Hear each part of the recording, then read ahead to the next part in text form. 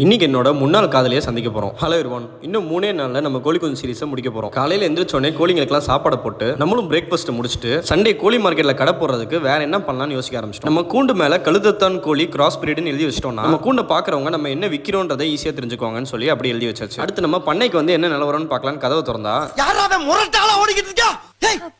வேற யாரும் இல்ல, அது நம்ம கிண்ணி கோழி தான். இவன் பண்ற சேட்டையெல்லாம் பார்த்தா இவனை விற்கிறதுக்கு மனசே வராது போல. நம்ம கோழிங்க எவ்வளவு அழகா வளர்ந்துருக்குன்றதை நினைச்சு பார்க்கும்போது பிரமிப்பா இருக்கு. கொஞ்சம் பிளாஷ்பேக் போய் நம்ம பழைய வீடியோலாம் பார்த்தோம்னா இந்த எல்லா கோழியும் ஒரு சின்ன கூடையில வச்சு நான் எடுத்துட்டு வந்தேன். ஆனா இப்ப அதே கூடையில ஒரு 3-4 கோழிக்கு மேல வைக்க முடியாது. இதுலயும் பாருங்களேன், இந்த வாழு பையன் எப்படி குதிச்சுக்கிட்டு இருக்காங்க. நீங்க சொல்லுங்க, இந்த கிண்ணி கோழியை வித்துடலாமா இல்ல ஒரு பேர் வச்சு நம்மளே வளர்க்கலாமா? அப்படியே நம்ம சேனலை மறக்காம ஃபாலோ பண்ணிக்கோங்க. யூடியூப்ல பார்த்துருந்தீங்கன்னா சப்ஸ்கிரைப் பண்ணிக்கோங்க. நீங்க பண்ண போற ஃபாலோவும் சப்ஸ்கிரைபும் தான் நம்மள இன்னும் ஸ்ட்ராங்கா. சரின்னு நம்ம கோழி பராமரிப்பு வேலையெல்லாம் முடிச்சுட்டு நம்ம முன்னாள் காதலியை பார்க்கறதுக்கு கிளம்பியாச்சு. இப்படியும் நாங்கள் சந்திச்சு 3 வருஷத்துக்கு மேலே இருக்கும். ட்ரெஸ் எல்லாம் டிப் டாப்பாக பண்ணிட்டு பைக் எடுத்தாச்சு. பைக் எடுத்தா ரோடு செம்ம டிராஃபிக். எப்படியோ டிராஃபிக்லாம் கடந்து நாங்கள் வந்த இடம் புத்தக கண்காட்சி. இங்கே தான் நாங்கள் மீட் பண்ண போகிறோம். சென்னையில் இந்த புத்தக கண்காட்சி 49வது வருஷமாக போட்டிருக்காங்க. மேலே திருவள்ளுவர் ஃபோட்டோ எவ்வளோ ஸ்டைலாக வச்சிருக்காங்க பாருங்க. உள்ள போய் நான் யாரை சந்திக்க போறேன்னு நினைக்கும் போதே அவ்வளோ ஆர்வமாக இருக்கு. இந்த வீடியோட ஸ்டார்டிங்கில் ஒரு விஷயத்தை தப்பாக சொல்லிட்டேன். இன்னைக்கு சந்திக்க வந்திருக்கிறது என்னோட முன்னாள் காதலி இல்லை, முன்னாள் காதலிகள். ஆமாங்க, என்னோட முதல் காதல் இந்த புத்தகங்கள் மேலே தான் இருந்துச்சு. ஒரே இடத்துல இந்த மாதிரி லட்சக்கணக்கான புத்தகங்களை பார்க்கும்போது ஒரே பிரமிப்பாக இருக்கு. ஆனால் சொந்தமாக பிஸ்னஸ் ஸ்டார்ட் பண்ணதுக்கப்புறம் புக்ஸ் படிக்கிறதுக்கு எனக்கு டைமே கிடைக்கல. முழுமையாக நான் ஒரு புக்கை படிச்சு முடிச்சு 3 வருஷத்துக்கு மேலே ஆகுது. இந்த வருஷம் குறைஞ்சது மாசத்துக்கு ஒரு புக்காவது படிக்க முயற்சி பண்ணேன். என்னோட வாழ்க்கையை திருப்பி போட்ட ஒரு புக்குனா அதை நான் இந்த புக்கை தான் சொல்லுவேன், ரிச் டேட் புவர் டேட். இந்த புக்கை படிச்சதுக்கு அப்புறம் தான் பணத்துக்கு மேலே உள்ள என்னோட பார்வையே மாறிச்சு. பணம்னா என்ன, அதை எப்படி நமக்காக வேலை செய்ய வைக்கலான்ற விஷயங்களை இந்த புக்கில் தான் நான் தெரிஞ்சுக்கிட்டேன். நீங்க ஒரு பிசினஸ் பண்ணக்கூடிய ஆளாக இருந்தால் இந்த புக்கை கண்டிப்பாக படிக்கணும்னு நான் சொல்லுவேன். இதுக்கடுத்து எனக்கு ரொம்ப பிடிச்ச book richest man in Babylon. இதில் நான் பாதி தான் படித்தேன், ஆனால் அந்த பாதியிலே அவ்வளோ விஷயம். எனக்கு பிடிச்ச புக் எழுதுறதுல ஒருத்தர் சேட்டன் பகத். இவரோட கதைகள் எல்லாம் ரொம்ப எளிமையான வார்த்தையில ஒரு படம் பார்க்குற மாதிரி இருக்கும். இவரோட எல்லா புக்ஸையுமே நான் படிச்சுட்டேன். இப்போ புதுசாக ஒரு புக் லான்ச் பண்ணியிருக்காரு, இதையும் கண்டிப்பாக படிக்கலாம். இங்கே கடைசி வரிசையில் சட்டமேதை அம்பேத்கருக்கு பிரம்மாண்டமாக ஒரு செக்ஷனே ஒதுக்கி வச்சிருக்காங்க. உலகத்தில் அதிகமான மொழிகளில் மொழிபெயர்த்த புத்தகங்களில் ஒன்னால திருக்குறளையும் வாங்கியிருக்கோம். இதை ஒரு மாதிரி அழகா